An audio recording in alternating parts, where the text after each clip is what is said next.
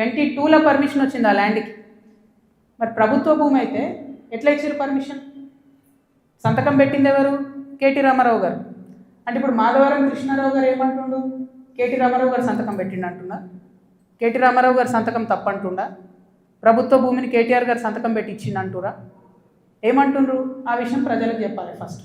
ఇప్పుడు నేను ఆరోపణ చేస్తాను ఏంది, ఎలక్షన్కి పోయే ముందు అక్టోబర్ 7, 2023 అందరం ఎలక్షన్ దాంట్లో ఉన్నాం. ఎలక్షన్ జోన్లో ఏదైతే ల్యాండ్తో 2019లో మా భర్తకు సంబంధం లేకుండా పోయిందో 2023 అక్టోబర్లో బీఆర్ఎస్ ప్రభుత్వం కేటీఆర్ గారి మినిస్ట్రీ నుంచి 5 ఎకరాలకు చేంజ్ ఆఫ్ ల్యాండ్ యూజ్ ఇచ్చింది.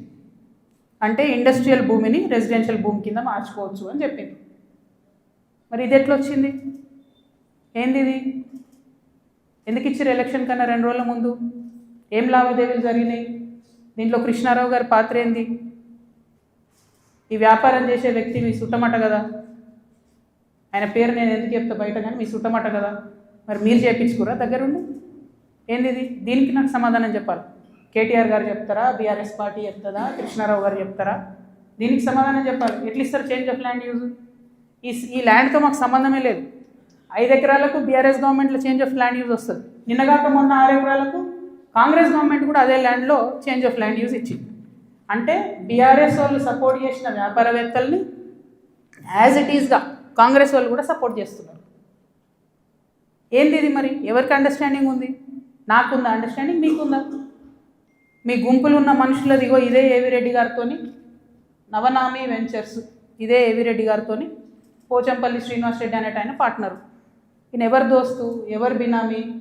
పొద్దుగల్లేస్తే రామన్నతోనే ఉంటాడు, కేటీఆర్ గారితోనే ఉంటాడు ఈయన. ఎవరైనా మరి మీకున్నాయా సంబంధాలు? నాకున్నాయా? పందెం కోళ్ళ కేసు ఉండే శ్రీనివాస్ రెడ్డి అనేట ఆయన మీద, ఏమైనా చేసిండ్రా? ఆయన ఫామ్ హౌస్లో పందెం కోళ్ళు ఆడించారని అరెస్ట్ అన్నారు, పోలీసులు అన్నారు, ఏదో అన్నారు, చేసిండ్రా? ఎందుకు చేయలేదు మరి? అంటే ఎవరెవరిని కాపాడుతున్నారు? ఎవరికి బంధుత్వాలు ఉన్నాయి? ఏదో ఆడపిల్లను ఊరుకుంటా మీరు తమాషా చేస్తా అనుకుంటారేమో, తోలు తీస్తా ఒక్కొక్కరిది పట్టుకొని చెప్తున్నాను. ఇప్పుడు కృష్ణారావు సంగతి చెప్తున్నా. పాపం చిన్నోడు యాక్చువల్లీ, నేను ఎన్నుకుండి ఎవరు ఆడిస్తున్నారు ఆ గుంటనక్క సంగతి కూడా చెప్తా తర్వాత. కానీ కృష్ణారావు గారు నా మీద మాట్లాడంగానే ఇగో ఇంతమంది, ఇది కూడా పట్టుకోను కాగితం పైకి, అది పట్టుకోండి ఒకసారి, అది చూపించండి.